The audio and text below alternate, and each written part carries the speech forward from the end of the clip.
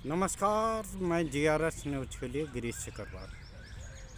Bharatiya Janata party जो कि विपक्षी दलों को दबाने के लिए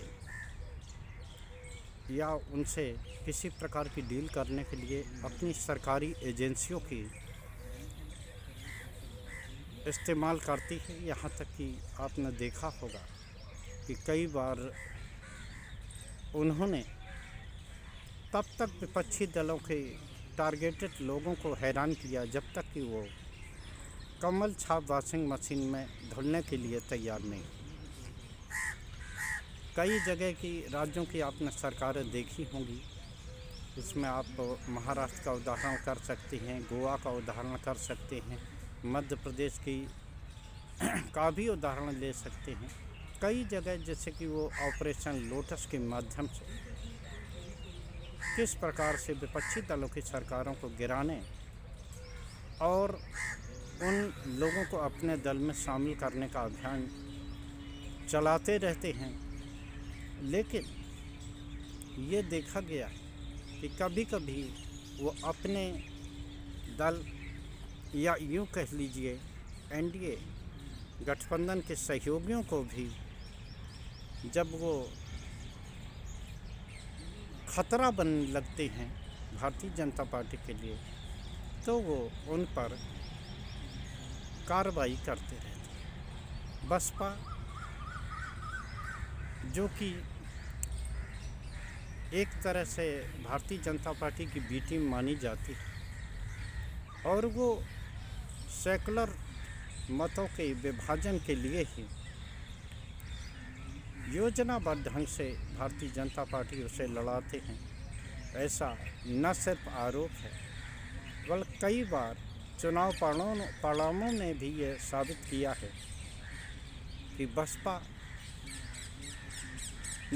को इतने वोट मिल गए जितने से उस सीट पर हार जीत भी नहीं हुई होती है। यानी कि बसपा ने भारतीय जनता पार्टी की राय ऐसा। उत्तर प्रदेश में उसी बसपा के इकलौते विधायक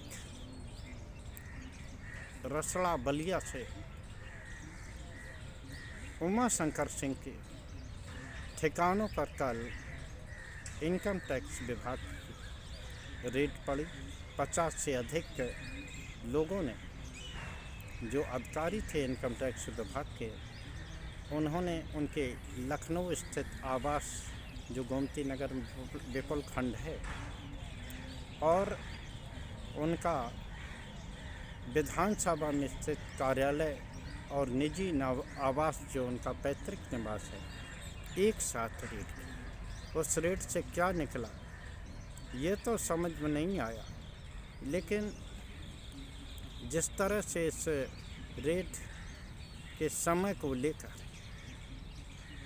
सवाल खड़े हुए हैं, यहाँ तक कि योगी आदित्यनाथ के एक मंत्री जो कि उमा शंकर सिंह के निकटस्थ संबंधी हैं, उन्होंने भी इस रेड की आलोचना की है और यहाँ तक कह दिया है कि जिन लोगों ने ये रेड डलवाई है वो निश्चित तौर पर संवेदनशील हैं, क्योंकि आप सभी लोग जानते हैं उमा शंकर सिंह कैंसर से पीड़ित हैं और उनका 2 बार ऑपरेशन भी हो चुका है। इस समय भी वो आइसोलेशन में रहते हैं और उन्हें रोज़ चिकित्सीय जांच की आवश्यकता पड़ती है। मंत्री दिनेश प्रताप सिंह ने बताया कि आईटी रेड के दौरान उनके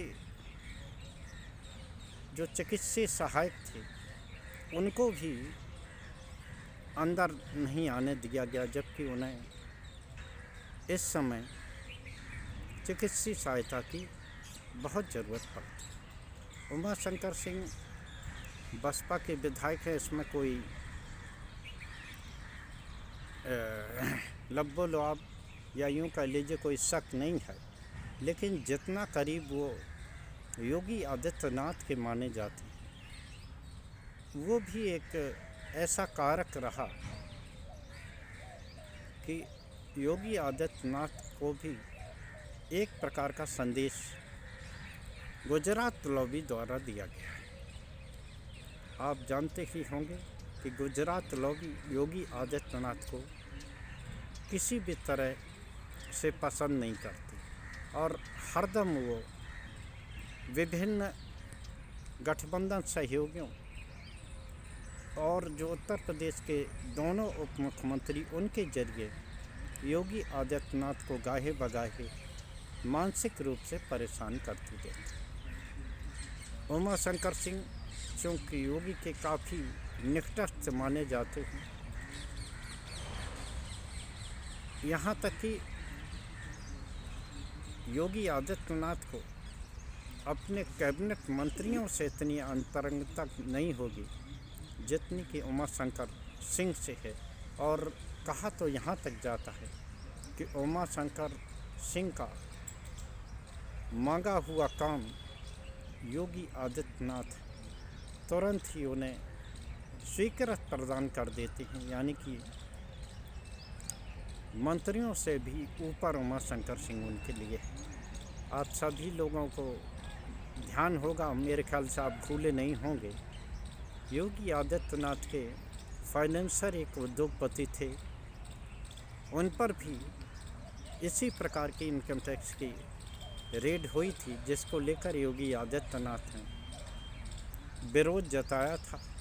और चूंकि इस समय योगी आदित्यनाथ निवेश की खातिर, प्रदेश में निवेश लाने की खातिर विदेशी दौरे पर हैं और इस समय जबकि उमा शंकर सिंह की शारीरिक हालत ठीक नहीं है और योगी आदित्यनाथ भी प्रदेश में नहीं है, तो आखिर इनकम टैक्स विभाग का इस समय छापा मारना गले से उतरता नहीं दिख रहा। क्या गुजरात लॉबी अपनी सरकारी जांच एजेंसियों के जरिए योगी आदित्यनाथ को कोई संदेश देना चाहती है? निश्चित तौर पर जैसा कि गुजरात लॉबी या यूँ कह लीजिए दिल्ली और लखनऊ के बीच में जिस तरह की लकीर खींची हुई है, वो निश्चित तौर पर ये बताने को काफ़ी है कि दोनों के बीच शीत युद्ध भले ही आपको रुकता हुआ दिखाई दे, लेकिन अभी भी ये युद्ध थमा नहीं। बसपा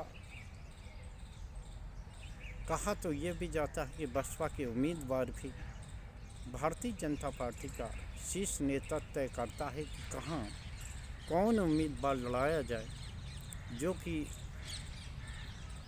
इंडिया गठबंधन के वोट काटे, जिससे कि भारतीय जनता पार्टी को फ़ायदा हो। लोकसभा में भी हालांकि 2014 के लोकसभा में भी 24 की माफ़ करिए, लोकसभा में भी हालांकि बसपा को कोई सीट नहीं मिली, लेकिन कई ऐसी लोकसभा सीटें हैं जिन्होंने कि चुनाव परिणाम को उम्मीदवार लड़के प्रभावित जरूर कर दिया है। तो वो ऐसा एलआई जो गाहे बगाहे काम आता हो, और हाल ही में मायावती को दिल्ली के चाणक्यपुरी क्षेत्र में, जो कि बहुत महत्वपूर्ण क्षेत्र है, वहाँ 8 कमरों का एक बंगला देना और उनके खिलाफ इस तरह की कार्रवाई करना आखिर क्या दर्शाता है? क्या 2027 के रण के लिए बसपा को सरकारी एजेंसियों के सहारे मैनेज करने की कोशिश है, या योगी आदित्यनाथ को भी एक संदेश देने की कोशिश है कि अगर आप गुजरात लॉबी के अर्दब में नहीं आएंगे तो आपके सहयोगियों को, आपके निकटस्थ लोगों को परेशान किया जाएगा। आज के ब्लॉग में बस इतना है। जय हिंद, जय भारत। कल फिर किसी नए मुद्दे पर आपके साथ जुड़ने की कोशिश करूँगा। जय हिंद।